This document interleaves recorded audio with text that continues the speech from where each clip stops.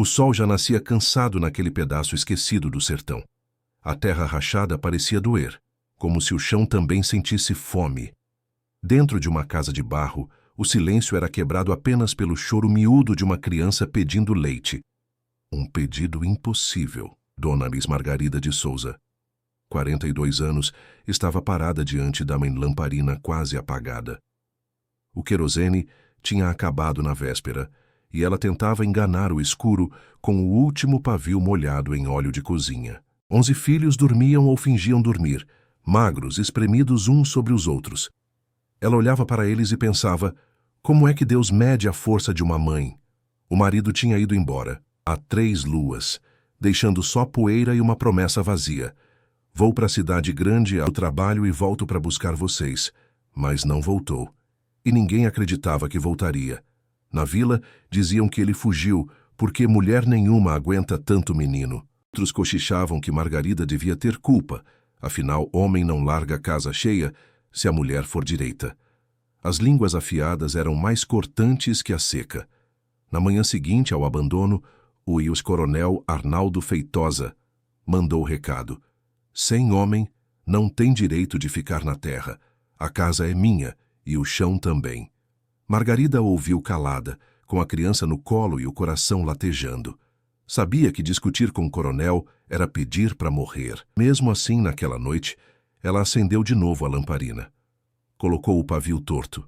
Protegeu a chama com as mãos e sussurrou. Enquanto essa luz ficar de pé, meus filhos também ficam. Lá fora, o vento quente trazia o cheiro do barro estalando. Cães magros uivavam para o nada e o céu parecia feito de ferro. Dentro da casa, Margarida dividia o último pedaço de farinha e escondia a fome dos pequenos. Mas a lamparina, aquela pequena teimosia de luz, ainda ardia, mesmo que tremendo. Ninguém na vila sabia, mas a história de Dona Margarida me estava só começando. E o que viria nas próximas semanas testaria até o que restava da fé dela. Em 1933, o sertão ainda era mandado por coronéis e castigado por Deus. Quando um homem fugia, quem ficava era a mulher, com a terra, com os filhos e com o silêncio. Mas será que uma mãe pode resistir quando até a fé começa a secar? O sertão de 1933 não perdoava ninguém. Depois da seca de 1932, as vilas pareciam cicatrizes no meio do nada.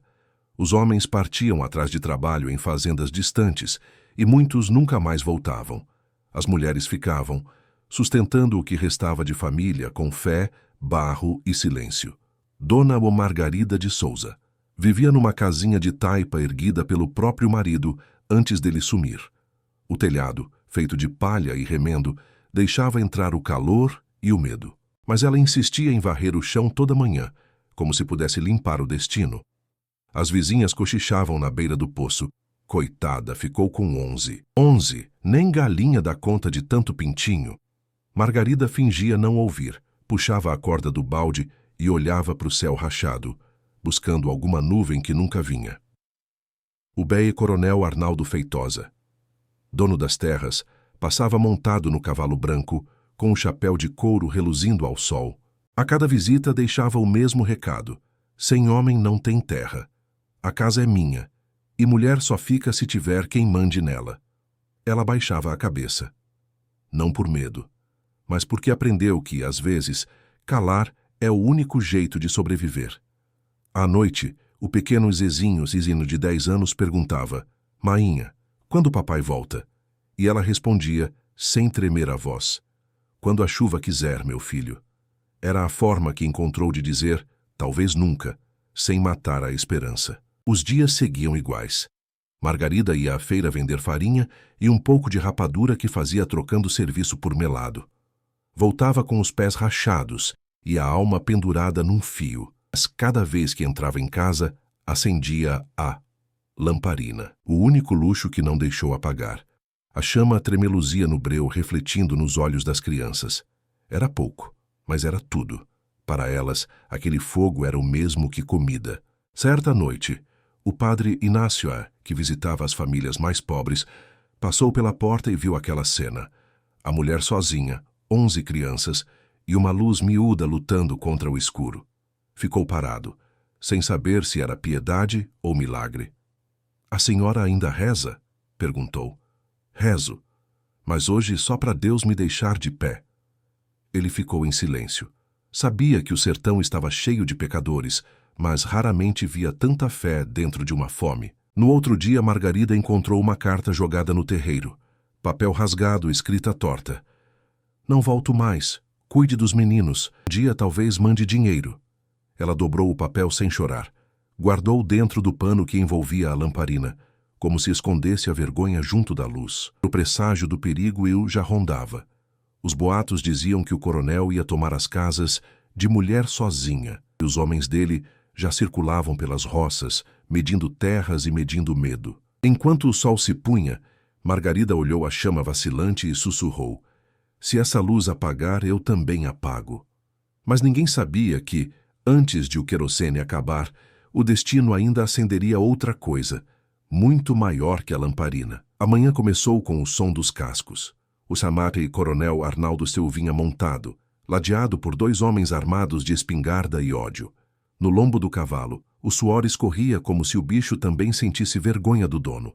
Margarida estava ajoelhada lavando roupa no riacho seco, o que restava dele. Quando ouviu o tropel, sentiu o coração acelerar como tambor de guerra. Ergueu-se devagar, enxugando as mãos no vestido já gasto. Pois é, mulher. Chegou a hora, disse o coronel sem descer do cavalo. O marido foi embora, e terra minha não sustenta viúva de vivo. As palavras caíram mais pesadas que o sol. Margarida tentou explicar que não tinha para onde ir, que os filhos eram pequenos, mas ele nem escutou. Até o fim da semana. Se ainda estiver aqui, boto fogo na casa. O mais velho dos meninos, Zezinho, se encheu de coragem. O senhor não pode. Mas um dos capangas riu e cuspiu no chão. Pode sim, menino, e se falar demais, queima junto. O coronel puxou as rédeas e partiu, deixando poeira e medo no ar. Nos dias seguintes, Margarida andou como se o chão fosse desaparecer. Tentou pedir ajuda à vizinhança, mas as portas se fechavam. Ninguém queria se meter contra o coronel. Nem o padre Inácio apareceu, talvez com vergonha, talvez com medo. A comida acabou. O leite das cabras secou. E até o vento parecia mais quente, zombando da fraqueza humana. Numa tarde, o pequeno Pedro, de 6 anos, desmaiou tentando buscar lenha. Margarida o pegou no colo, correu para o terreiro e gritou para o céu: se é castigo, já está pago. Deixa eu pagar sozinha, mas não leva eles. Mas o céu não respondeu, nem o vento se mexeu. Naquela noite, o pavio da lamparina ardeu pela metade. Margarida soprou devagar, tentando economizar o querosene. E o fogo se apagou. O breu engoliu a casa inteira. Os filhos choraram no escuro. Ela sentou no chão, abraçou o mais novo e murmurou: é só uma noite sem luz. Amanhã eu acendo de novo. Mas no fundo ela sabia. A luz que apagava ali não era só da lamparina. O dia seguinte chegou com os homens do coronel voltaram, agora com carroça e corda. O patrão mandou buscar a casa. A casa é minha, respondeu Margarida firme. O barro é seu, mas o chão é dele. Eles derrubaram o telhado. A poeira subiu, o grito das crianças se misturou ao estalo das ripas. Margarida não chorou. Ficou parada, segurando o pano que envolvia a lamparina quebrada. Aquela foi a primeira morte. A morte do lar, da sombra, da dignidade de pertencer a um lugar. Ao entardecer, ela e os filhos caminharam pela estrada seca. Atrás, a fumaça da casa ainda subia lenta, como se tentasse voltar para o céu. Zezinho perguntou: Mainha, para onde a gente vai? Para onde a fé deixar a gente passar? O sol se punha avermelhado, refletindo no vidro rachado da lamparina. Mesmo quebrada, ela ainda brilhava um pouco. Reflexo do que restava dela. E assim o pouco que Dona Margarida chamava de mundo se desfez. O ar virou cinza, o chão virou estrada. Mas ainda havia 11 pequenos corações batendo atrás dela, e isso era motivo suficiente para continuar andando. O sol não perdoava. Dona Margarida caminhava desde o amanhecer, o vestido colado ao corpo pelo suor e pela poeira. Nos braços, o menor dos filhos. Nas costas, o peso dos outros 10. Atrás dela, uma fileira de crianças cansadas parecia uma procissão de fome. O chão rachado estalava sob os pés descalços. Os olhos ardiam, o vento cortava. E a cada passo, o sertão parecia sussurrar: "Volta, mulher, aqui não nasce mais nada." Mas ela não voltou. Caminhou até as ruínas de um povoado abandonado, onde um poço seco guardava o eco das promessas antigas. Ali, descansou. Pegou a lamparina quebrada do pano e limpou o vidro rachado com a ponta do vestido. Mesmo sem querosene, passou o dedo no pavio queimado, como quem acaricia um filho doente. "Você ainda vai acender, eu sei que vai." O pequeno Zezinho, sempre tentando ser homem antes da hora, perguntou: "Mainha, será que Deus mora mesmo por aqui?" "Mora sim, mas às vezes ele fecha a janela para ver se a gente aprende a bater." No caminho, a sempre primeira tentação se surgiu. Um comerciante de passagem, vendo a miséria, ofereceu abrigo em troca de serviço, mas o olhar dele não falava de trabalho. Margarida segurou firme o braço do menino e respondeu com voz mansa: "Melhor dormir no chão do que acordar sem alma." E seguiu em frente. O público sente a tensão da degradação moral possível, mas ela escapa com dignidade, por pouco. Mais adiante, a tragédia. Se aproximou na forma de um menino desfalecendo. Pedro, o de 6 anos, caiu sem ar, o corpo quente, os lábios rachados. Ela o levantou no colo e correu até um casebre abandonado. Ali improvisou sombra, abanou com o pano da lamparina e rezou. O menino não respondeu. Por um instante, ela achou que Deus tivesse escolhido a pior das saídas, mas a respiração voltou, fraca, teimosa, como a chama que um dia ela ainda reacenderia. A cada noite, o grupo dormia sob um céu sem estrelas. Os ventos traziam vozes, às vezes lembranças, às vezes delírio. Margarida começou a sonhar com o marido. Ele chamava seu nome e dizia que havia encontrado o ouro. Acordava com raiva de si mesma por ainda acreditar. No 4º dia de caminhada, avistou a torre de uma igrejinha no alto do morro. Lá dentro, apenas pó e bancos partidos. Mas no altar ainda havia um resto de vela. E ela a acendeu, usando o pavio da lamparina como mecha. Por um instante, o templo se encheu de luz suave.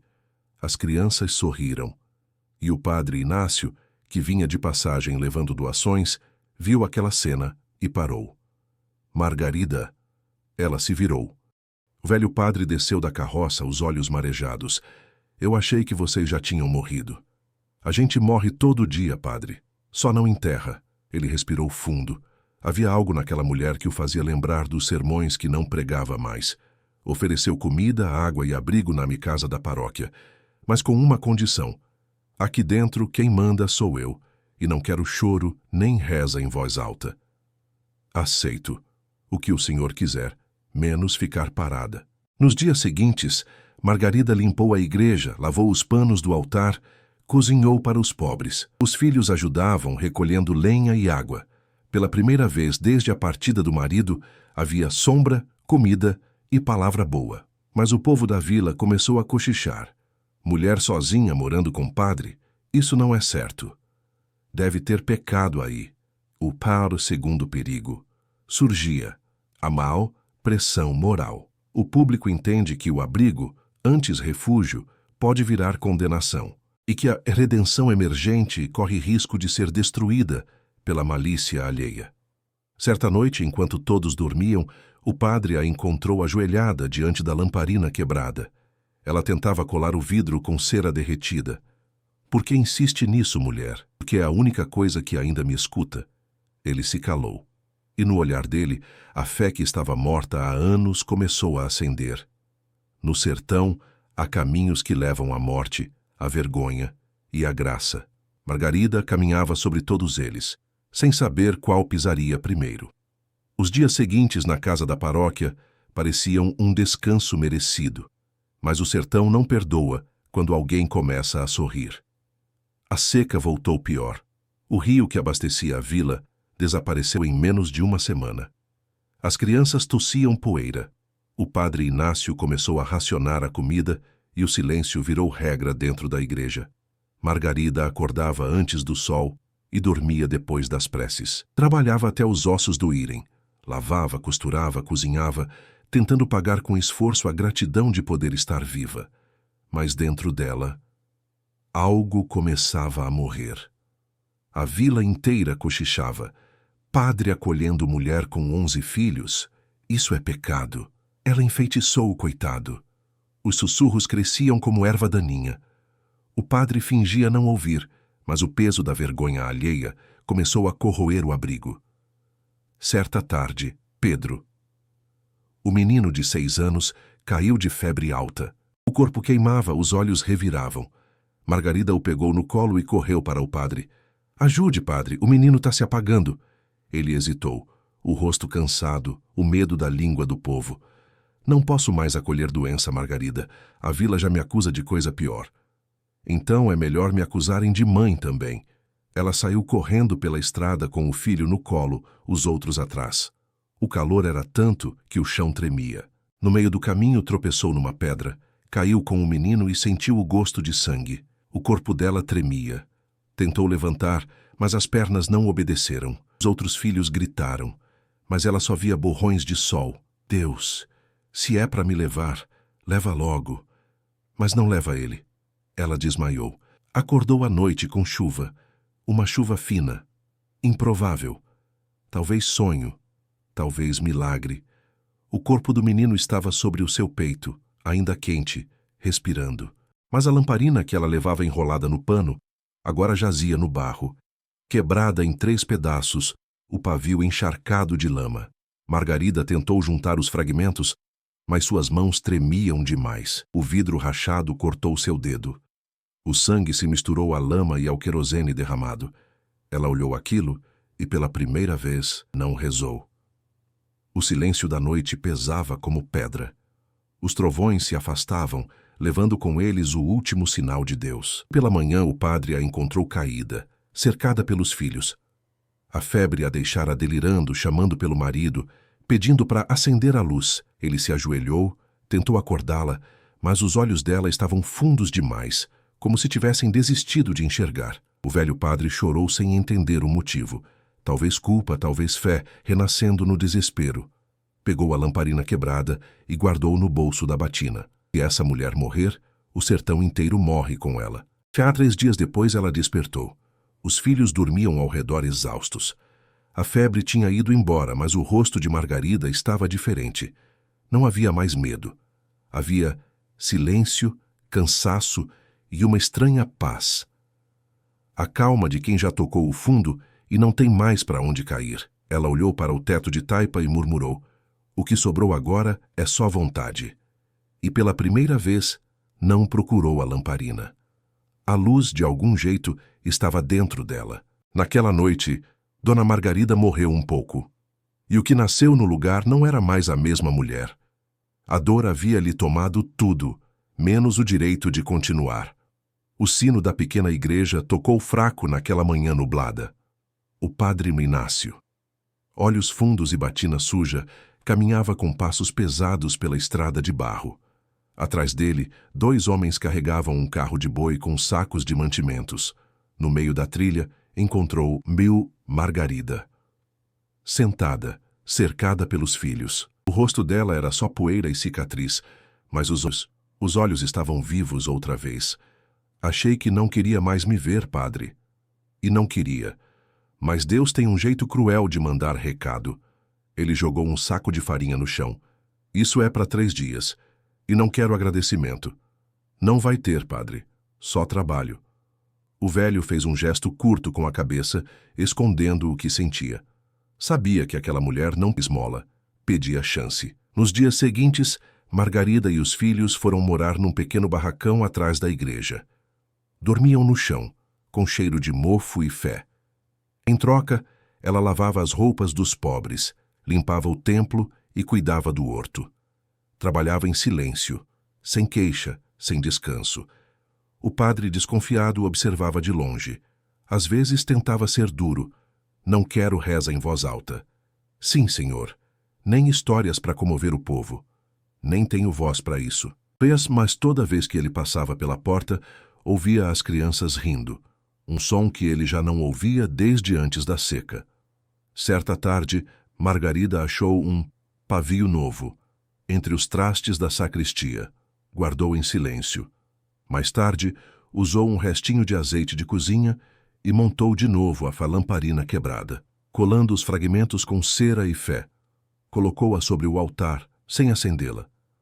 Ela precisa descansar um pouco como a gente. O padre viu a cena e resmungou. Isso é superstição. Certo é lembrança. De quê? De que ainda tem noite para atravessar. Ele não respondeu. Mas naquela madrugada, ao passar pela capela, percebeu que a lamparina, sem fogo algum, refletia a luz do luar como se estivesse acesa. Por um segundo, sentiu vergonha de ter duvidado. Os dias viraram rotina. Margarida cuidava da horta e das roupas. Os filhos voltavam a sorrir. Pequenos sorrisos, tímidos, mas reais. O som do pilão, o cheiro do feijão, o canto baixo das meninas, tudo formava uma música nova, a melodia da sobrevivência. O padre passou a comer com eles no chão mesmo, sem mesa. Não rezavam antes, mas ele olhava para o céu, e isso já era oração. A senhora acredita que o marido volta? Perguntou certa vez. Não, mas acredito que ele me deixou para eu descobrir quem eu era sem ele. Ele sorriu pela primeira vez. Então talvez o milagre já tenha acontecido. Não, mas a paz do sertão nunca dura muito. Os rumores voltaram. Padre vivendo com mulher e 11 meninos? Isso é escândalo. Vai perder o cargo, vai perder a honra. As visitas dos fiéis rarearam, as doações cessaram, e o velho padre mais uma vez foi posto contra o que acreditava. Eles querem que eu te mande embora, Margarida. Se for para salvar sua batina, eu vou. E deixar os meninos? A gente sempre deixa alguma coisa pelo caminho, padre. O senhor sabe disso. Ele virou o rosto, os olhos marejados. Ninguém vai embora enquanto eu tiver voz para mandar ficar. Entre a vergonha e a fé, o velho padre escolheu a compaixão. E foi ali, naquele pedaço esquecido de terra, que duas almas quebradas começaram a se consertar. Devagar, como quem remenda o tempo. O sol voltava a nascer sem raiva. Depois de tantos meses de poeira e desespero, a luz da manhã entrava pelas frestas da paróquia, como se pedisse licença. Dona Margarida varria o pátio com o mesmo cuidado de quem arruma o coração. Os filhos corriam entre as árvores finas, rindo alto, risadas que pareciam milagres em o padre Inácio. De longe, observava aquela cena e murmurava uma oração que não estava em livro nenhum. A rotina era simples, quase santa. Margarida cuidava da horta que, enfim, dava sinais de vida. O verde pequeno das folhas brotava no meio do barro, e cada broto era um tipo de fé renascida. As crianças ajudavam. Um regava, outro plantava, outro apenas olhava, espantado com o que a terra ainda podia dar. A lamparina, agora remendada e limpa, ficava sobre o altar da capela. De dia, refletia o sol. À noite, recebia o brilho do luar. Ainda não acendia, e talvez nem precisasse. O simples fato de existir inteira novamente já era uma vitória. Certa tarde, Margarida levou um dos meninos à feira. As mulheres da vila, antes tão afiadas, agora cochichavam com um certo respeito disfarçado de curiosidade. Aquela é a mulher que o padre protege. Pois que proteja, pelo menos ela trabalha. Ela passou sem olhar para os lados, com a cabeça erguida, o rosto sereno. Aprendera que o silêncio é o único escudo que o orgulho não fere. De volta à paróquia, encontrou o padre remendando um dos bancos da capela. Não sabia que o senhor sabia costurar madeira. Aprendi vendo a senhora costurar coragem. Os dois sorriram. Um sorriso curto, cansado, mas verdadeiro. À noite, quando todos dormiam, ela ficou observando o altar. O vento soprava pelas frestas e o pavio da lamparina tremia, como se pedisse para voltar a brilhar. Margarida se aproximou, tocou o vidro colado e sussurrou. A gente também se quebrou, mas ainda serve. No escuro, a chama voltou. Pequenina, serena, como se o próprio tempo tivesse pedido perdão. O padre entrou assustado com o clarão. Acendeu? Sozinha? Talvez não. Eles ficaram em silêncio, olhando aquela luz que tremia leve, sem precisar de palavras. A fé tinha voltado, não como promessa, mas como presença. Os dias seguintes trouxeram-se a vida e ternura. As crianças começaram a estudar com o padre. Margarida ensinava as meninas a costurar, os meninos a plantar. A pequena horta virou alimento e o abrigo virou lar. Mas, no sertão, toda bênção tem espinho. As visitas dos religiosos da capital chegaram. Padres de batina nova, rostos sérios e olhos duros. Vieram avaliar a situação do templo. Um deles olhou para Margarida e disse com voz seca: "Mulher e padre sob o mesmo teto. Isso mancha o nome da igreja." O velho Inácio não respondeu. Apenas baixou a cabeça e apertou o crucifixo no peito. Sabia que o vento do escândalo vinha chegando. Naquela noite, antes de dormir, Margarida apagou a lamparina com cuidado. Não por medo, mas por respeito. Amanhã, se Deus quiser, a gente acende de novo. Por um breve tempo, o sertão esqueceu de ser cruel. A dor, rotina, virou esperança. Mas em terras onde a fé incomoda, até o milagre precisa se esconder. A missa de domingo começou mais fria que o costume. O vento entrava pela porta da capela, levantando o pó dos bancos. Os olhares não estavam voltados para o altar, mas para Margarida, que ajudava as crianças a se acomodarem. 2 padres da capital de batina nova e expressão de pedra assistiam ao sermão de Inácio. O mais jovem cochichou: "Isso é um escândalo, uma mulher dormindo nos fundos da igreja." O outro completou: "E o velho ainda a chama de irmã, que vergonha." Aquelas palavras não eram sussurros, eram lanças.